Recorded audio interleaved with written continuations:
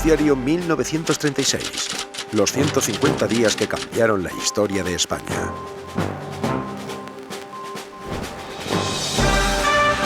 Noticiario independiente de la tarde. Desde nuestros estudios de la calle Antonio Maura de Madrid.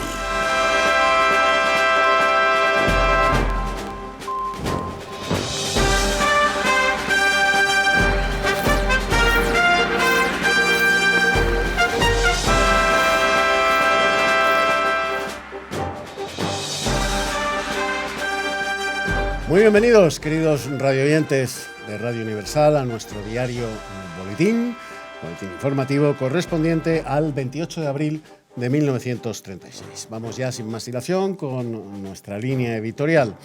Ya es conocida la incógnita. El señor Azaña opta por la presidencia de la República. Cuando propició la conspiración política de los frentes populistas contra el señor Alcalá Zamora, soñaba ya Azaña con la presidencia de la República. No resulta descartable que ese era su plan, pero ¿contará ahora Azaña con el apoyo de los miembros más izquierdistas del Frente Popular para lograr su objetivo? El señor Besteiro parece apostar por Azaña, pero Largo Caballero, el Lenin español, ¿está conforme con llevar a un burgués a la más alta jefatura de la nación? Ya lo veremos. Y vamos ya con nuestra primera noticia publicitaria en Radio Universal antes de comenzar con el relato de la actualidad nacional. No es solamente por su grato perfume varonil que el hombre debe usar los productos Varón Dandy para caballero. Es por asepsia, por higiene, por pulcritud. Siempre y únicamente Varón Dandy. La jornada electoral, estamos ya en página de Información Nacional, transcurrió sin incidentes. La nota característica de la elección fue la escasa animación que se observó en los colegios. Triunfó por mayorías el Frente Popular y por minorías el Partido Republicano Conservador. El señor Maura recorrió los colegios acompañado de los candidatos del Partido Conservador. Y en cuanto a los sucesos que se están produciendo en Asturias, nuestra redacción nos alcanza la última hora a este respecto. El Tribunal Supremo admite la querella presentada contra un fiscal y dos magistrados de la Audiencia de Oviedo que intervinieron en el proceso por la muerte del periodista Luis de Silval. Esta mañana, a las 11 en punto, se reunió el Pleno del Tribunal Supremo, constituido en Sala de Justicia, para deliberar acerca de la admisión de la querella formulada por el fiscal general de la República contra los magistrados y el fiscal de la Audiencia de Oviedo, que juzgaron a los autores de la muerte del citado periodista, Luis de Silval. Los señores Largo Caballero y Maura votaron por error, como lo oyen. Se ha comentado mucho que ayer votaron los señores Largo Caballero y Maura, no obstante ser ambos diputados y no tener, por consiguiente, derecho a emitir el sufragio en la elección de compromisarios, según establece la ley reguladora. Dichos señores no recordaban la prohibición de la ley y, por lo tanto, votaron desconociendo que no tenían derecho a hacerlo. Los dos votos serán anulados una vez se haga el escrutinio final. Y antes de pasar a la información internacional, nuevamente, noticia de publicidad en Radio Universal. Usted hace algún tiempo que no se encuentra bien. No come con apetito, duerme poco y con sueño agitado. Todo. No espere más para reaccionar. Hoy mismo empiece a tomar la Quintonine, que le devolverá el apetito, el sueño y la tranquilidad. La manera de usarlo es muy sencilla. En 1 litro de vino corriente, eche el contenido de un frasco de Quintonine y del delicioso vino reconstituyente obtenido en esta forma, tome una copita de las de vino de postre antes de cada comida. La Quintonine se vende en todas las farmacias al módico precio de 3 pesetas el frasco. Vamos ya con esa información internacional. Los árabes continúan la huelga declarada en Palestina. Los jefes de los partidos árabes han celebrado una reunión en la que se ha acordado continuar la huelga. En todo el país, las tropas y la policía están en estado de alarma permanente. El rey Fuad de Egipto agoniza. La familia real ha sido llamada a los aposentos del monarca, donde se han despedido de él y, a pesar de la leve mejoría que ha sufrido, su estado se sigue considerando terminal. Las personalidades que se hallan en estrecho contacto con el palacio consideran que la residencia del soberano a tan terrible enfermedad, la resistencia del soberano a tan terrible enfermedad, resulta casi sobrehumana. En cuanto a la información taurina y deportiva, he aquí la última hora que nos llega calentita desde nuestra redacción. En cuanto a la información taurina, hay que destacar que en la Monumental y en Vista Alegre se promovieron grandes alborotos, mientras que en Valencia sufrieron cogidas graves Maravilla y Manuel Martínez por parte de 4 toros de Enriqueta de la Cova y 4 de la Viuda de Soler. En cuanto a los deportes, el Atlético de Madrid, desmoralizado y con bajas, fue ampliamente batido por el Sporting. En el campo del Molinón se jugó el partido de la Copa de España, saliendo los anfitriones victoriosos. Y nos vamos a despedir, como hacemos siempre, con una melodía de nuestra selección musical. Hasta mañana, amigos. Muchas gracias. Estoy a su puerta y con mis palabras mi pena castigo. Bueno, pues nos acabamos de explicar qué es lo que sucedió, lo que aconteció el 28 de abril de 1936, y para explicarnos los porqués de aquellos sucesos, vuelve a estar con nosotros, afortunadamente para un servidor, para el programa y para todos ustedes, mi queridísimo Luis Togores, escritor, profesor, historiador, de amplísima obra, imprescindible para entender, bueno, pues qué es lo que nos está sucediendo y sobre todo por qué nos está sucediendo. Muy bienvenido nuevamente, querido Luis. Muchas gracias, don Eduardo. Vamos a ver, hemos dado cuenta en el noticiario de 1936, de hace unos segundos, del asesinato del periodista Luis Silval. ¿Quién era Luis Silval?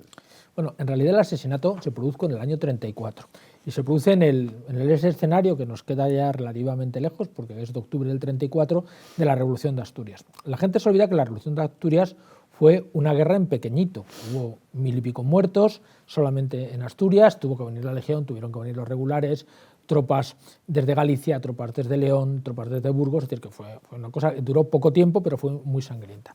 Luis Silval es uno, que es un seudónimo, es uno de los periodistas de izquierdas que cubre las noticias y que además arremete, como hizo toda la izquierda, contra sobre todo el papel que hizo la Guardia Civil y el Ejército.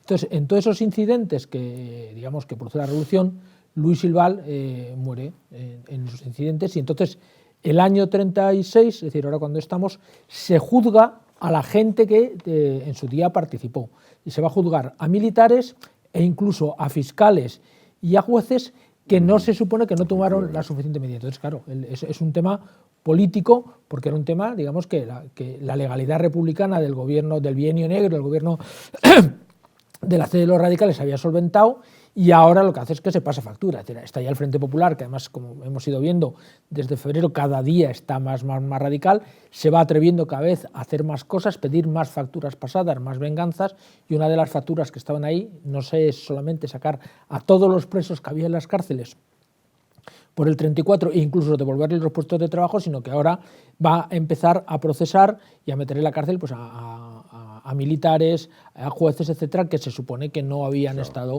en la línea del Lenin español, del largo caballero y de la sublevación. O sea, Luis, que en definitiva es un ajuste de cuentas aplazado, el procesamiento de los jueces y fiscales del juicio de este periodista, Luis Silval. Pero porque se supone que no habían juzgado con rigor a los militares. De hecho, uno de los militares que hay es un oficial del ejército, un legionario, que se apellida Florit Togores. Que yo no sé si somos parientes, pero seguro que sí. No es un apellido muy común el tuyo, ¿eh? Y es un oficial de la Legión y es uno de los que precisamente tiene un papel en la muerte de Silval. De Silval. Entonces, ¿qué pasaba en el Supremo con la independencia del Poder Judicial? Bueno, lo que hacen es que los propios jueces van a juzgar a los propios jueces por dictámenes y acciones judiciales que hicieron en el pasado. Imagínate que ahora dentro de unos años juzgasen a los jueces que están haciendo el juicio del proceso, vamos a poner, por liberar o condenar a los independentistas catalanes, pues como la sentencia no salió acorde al gobierno que en su momento estuviese en el 2016, pues ahora los juzgamos y los llevamos a la cárcel. Eso es lo que está ocurriendo. Madre mía. La jornada electoral, bueno, pues parece ser que con mucha calma, Pero ¿no eran elecciones importantes desde esa fecha del 36? Eran muy importantes, pero en realidad no. Vamos a ver, eran unas elecciones que eran compromisarias. Es decir, es que la elección del presidente de la República era muy complicada. Es decir, se elegían primero unos compromisarios, 300 y pico, que a su vez luego eran entre los que ellos votaban al que iba a ser presidente de la República. Entonces, realmente no eran unas elecciones, digamos, normales. La gente tenía poca empatía en comparación con las elecciones anteriores respecto a esas elecciones de compromisarios. Además, el pueblo se había dividido, es decir, la CEDA, porque como, claro, el Parlamento, donde ya tenía mayoría el Frente Popular desde febrero del 36, elegía más compromisarios, digamos, tenía más oportunidades de tener compromisarios, con lo cual la CEDA se inhibió porque tenía muy claro que el presidente de la República nunca iba a tener ninguna oportunidad de ser, vamos a llamarle, alguien de derecha, es decir, iba a ser alguien afín al Frente Popular, con lo cual la CEDA se separó prácticamente casi todos los partidos, y entonces eso hubo poca movilización, porque la gente, pues es un poco aquí cuando hay elecciones europeas, ¿no? Cuando sí, votamos europeas y normales, la gente vota todo, pero si hay solo europeas, mucha gente se va al campo, porque bueno, la idea de Europa es una cosa muy alejada, que preocupa relativamente poco. Y esto era una cosa parecida, aunque era muy importante, porque el presidente de la República tenía bastante poder, por lo menos en teoría, durante la Segunda República Española. Sí, no era un mascarón de proa, ni mucho menos. Hombre, podía disolver las Cortes y claro, tenía capacidad de elegir al presidente de gobierno. Luego sabemos que la realidad del Parlamento maniataba muy fuerte, pero de hecho era un hombre bastante poderoso, ¿no? En el aspecto internacional, Luis, hemos hablado en el noticiario del rey Fuad de Egipto. ¿Quién era este personaje, este monarca? Era un príncipe, un rey de cuento, ¿no? Era un rey de Egipto, donde Egipto ya no era nada, porque había pasado de ser un estado semi-independiente con los turcos a ser desde 1882 una colonia británica. Entonces, pero realmente se mantenía la ficción de que existía un rey, ¿no? Entonces, bueno, el rey tenía una corte, tenía un pequeño ejército, bueno, pasaba un poco como el sultán de Marruecos. Y bueno, pues era uno de esos reyes de cuento que tenía, además, bueno, pues era gente que manejaba dinero, y en el estilo de la época, pues el rey Fuad pues tenía cierto encanto, y en este momento es cuando va a morir y heredará a su hijo, que será el que prácticamente durará hasta la desaparición de la monarquía en Egipto de los años 50, ¿no? Pero vamos, era una figura. Vamos a ver, pues como estos reyes que todavía tenemos, por ejemplo, de los Emiratos Árabes y tal, eso sí, sin petróleo. Sin petróleo. O sea, que era, bueno, por poner una equiparación histórica, aquellos reyes vasallos sí, de Roma, del Imperio Romano, que aceptaban, en el caso de los egipcios, a Inglaterra, sí, no a Roma. Pero, ¿tú te acuerdas de la época que estuvo de moda la viuda de Sukarno? Sí, pues era un rey, eran reyes que realmente mandaban poco, pero tenían glamour, ¿no? Y en la Europa de los años 30, pues el rey de Egipto, al fin y al cabo Egipto... Sí, era como muy exótico. Muy, ¿no?, exótico, y bueno, quedaba muy bien, y bueno, era una noticia interesante, porque además los ingleses era uno de los reyes vasallos que rendían pleitesía a la corona. Sí, además había una enorme fascinación en la Europa de entonces. Sí, era más la época de las grandes arqueologías, claro, ese inicio cuando se empiezan a sacar las tumbas de los faraones, etc. Había empezado antes, pero estos son los años donde más precisamente excavaciones arqueológicas se hacen, y evidentemente pues el rey de Egipto estaba dentro de ese glamour del mundo de la egiptología y de Egipto y de Oriente, la fascinación de Oriente. Yo no fumo, ¿tú te acuerdas de aquellos cigarros que había cuando éramos jóvenes, aquellos cigarros egipcios que eran de colores y tal? Sí. Yo sí fumo y lo recuerdo. Daban una sensación de glamour, ¿no? Como de cosa exótica, que no tenían los celtas de toda la vida. No, el celtarra de toda la vida, o los ideales. Sí. Bueno, Luis, vamos a ver. Palestina era un mandato de la Sociedad de Naciones, pero lo administraba Inglaterra. ¿Puedes explicarnos qué era esto? O sea, un mandato de la Sociedad de Naciones administrado por Inglaterra. O sea, cuando acaba la Primera Guerra Mundial, vamos a ver, las guerras se hacen al final para un botín. El botín que tenían Francia e Inglaterra era de dos tipos. Unos, lograr que Alemania devolviese en metálico lo que había costado la guerra, y luego hacerse fundamentalmente con algunos territorios europeos, pero sobre todo con las colonias.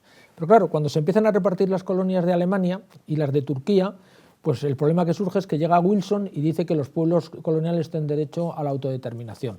Entonces, claro, la frustración de París y Londres es que no van a pillar estos territorios para explotarlos, pero entonces hay un general sudafricano que se llama Smoot, que se les ocurre la idea genial. Bueno, bien, son independientes, pero como son menores de edad, tienen que tener un tutor, y ese tutor es la Sociedad de Naciones, pero como la Sociedad de Naciones solo es un despacho en Ginebra, pues vamos a dar el mandato a Francia e Inglaterra, por ahí viene el nombre, de que administren estos territorios hasta que evolucionen a la independencia y hayan madurado. Entonces, y uno es el mandato de Palestina, que es el mandato egipcio. Que es el mandato... Y por eso se llama el mandato, que en realidad es una colonia inglesa que dura pues hasta los años después de la Segunda Guerra Mundial. Después de la Segunda Guerra Mundial, efectivamente.